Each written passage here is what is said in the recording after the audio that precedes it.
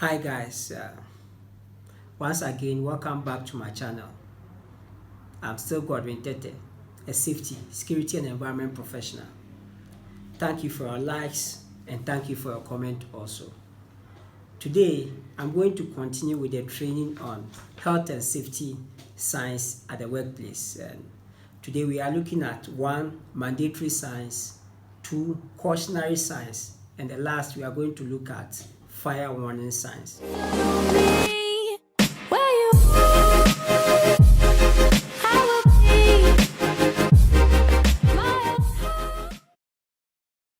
So the last video I did, I spoke about prohibition and safe condition science. In case you missed it, you can check the description box for the link to the part 1 of the workplace health and safety science. Like I said, today we're going to continue with part 2, and we are talking about mandatory, we're talking about cautionary, and we are talking about fire safety warning equipment science. Right, so mandatory science generally tells people certain action or certain requirements they must meet before they can access certain places of the workplace, or certain requirement they need to have before they can do or take part in any activity, any job activity at the workplace. Right, so when you come to the workplace, we have so many demarcations at the workplace. We have the administrative area, we have operation areas, we have canteen areas. We have so many demarcations at the workplace, and certain specific location demand that you have certain requirements before you can access the place. So let's say if you go to a site, if you come to your workplace and you are the administrative area, that place will be, depending on the risks present at the workplace, that place can be deemed as not PPE zone, all right, not PPE zone. So maybe at a certain point in time, you are moving from administrative area to operation areas, which the risks there involve that you have to use personal protective equipment. That zone will be deemed as PPE area, all right. So they can erect mandatory signs which shows PPE signs at the place to ensure that you are moving from administrative area to operation area. So you are required to have certain PPEs on you before you can access the place. So as you can see on your screen, mandatory signs comes in 2 colors.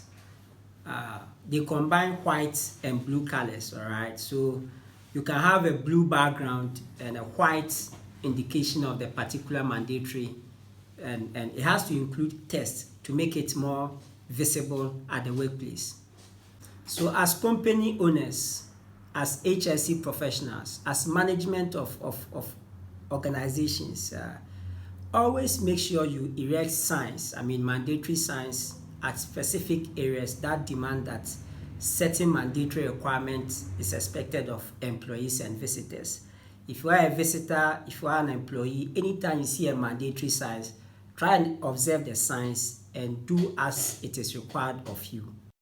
So generally at the workplace, mandatory signs normally involve PPE signs. So let's say if you are at the site, there are certain areas you don't need PPEs to access, like administrative areas, all right. So let's say if you are at the administrative area and later you want to move to production areas or operational areas, then it is required of you to have certain PPEs on you before you can access the place. And we have so many varieties of them. If you are accessing a place that you are exposed to higher noise percentages, then you need ear muff or ear plug. However, depending on the risks involved, if you go into a place where you are likely to step on protruding nails, then safety boot becomes a higher mandatory for you. If you are going to a place like you're working in a building construction, that you're going to a place that you need to be exposed more, then you need to wear the high visibility apparel so that you can be exposed and everybody that you're working there, all right. So these are certain mandatory signs you meet at the workplace. The very first one is visitors parking.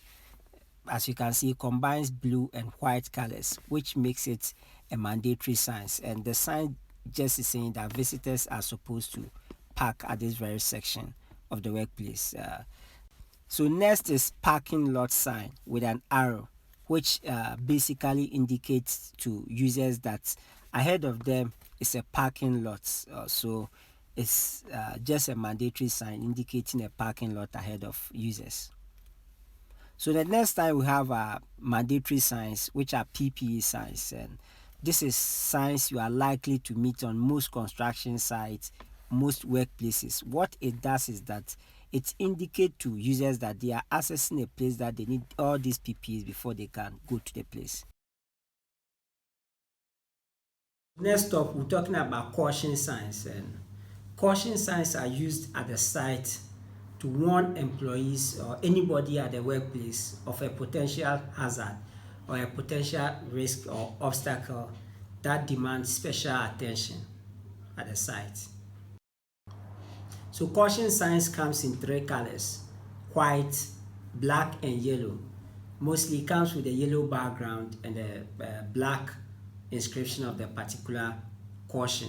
Sometimes it has white background with yellow, but what you have to bear in mind is that caution signs comes in three colors: yellow, black, and white combination. And it has to involve text too, like I've repeatedly saying. It makes the sign more visible at the workplace. So I explained this in the very part one of this video. Caution signs don't prevent people from assessing or from taking a particular action. What caution signs does is that it gives you prior notice of an expected hazard, and so that you can put precaution to mitigate that particular hazard at the workplace. So the next caution sign we have is caution, heavy equipment crossing, obviously indicating to road users of a cross section for heavy equipment. So this is danger, high voltage area. It's not preventing you from accessing the place, but it's just warning you that there is a high voltage. So you go there with precautions, with controls before you can access the place. So we have cautionary sign and a prohibition sign beneath it. So on top you see attention in black text and a yellow background, which qualifies it to be a cautionary sign, caution of work in progress. And beneath it we have red stop sign with white background and access forbidden. So it also qualifies it to be a prohibition sign. So it's two signs together: caution of a construction and a forbidden from unauthorized people from accessing the workplace. Fire equipment sign. Right. So what this sign basically does is that it shows where firefighting equipment are located at the workplace generally. So as you can see on your screen are examples of firefighting equipment signs. All right. It always have two colors, white and red. So it has a red background with white inscription of the particular firefighting equipment in it. Just know that these signs are mostly placed on top of the particular firefighting equipment. So far as firefighting equipment are concerned, it should be very important of management to ensure that whenever a new employee join a company, he or she is taken through the company's emergency procedures. I mean, same as for visitors. And whenever there is fire and we have to use the firefighting equipment, just bear in mind that if you are not trained and competent to use any of the firefighting equipment, don't just touch it, just proceed to the emergency assembly point. Right, so this is a typical example of fire warning sign. Like I explained first, it has the red background with white indication of the particular firefighting equipment. And as you can see, it's always placed on top of the fire extinguisher, which makes it visible. So next is the fire hose sign. With this, the sign is always placed in the middle of the fire hose, and how to use it is very simple. Whenever there is a fire at the workplace, you can just pull the hose towards the fire and the water will turn out automatically when you open the nozzle and adjust the fog to spray the water to fight the fire. So next is a dry riser inlet. So this is a point where it is connected to fire tenders when we're fighting fire at the workplace. It's connected to fight fire at the workplaces.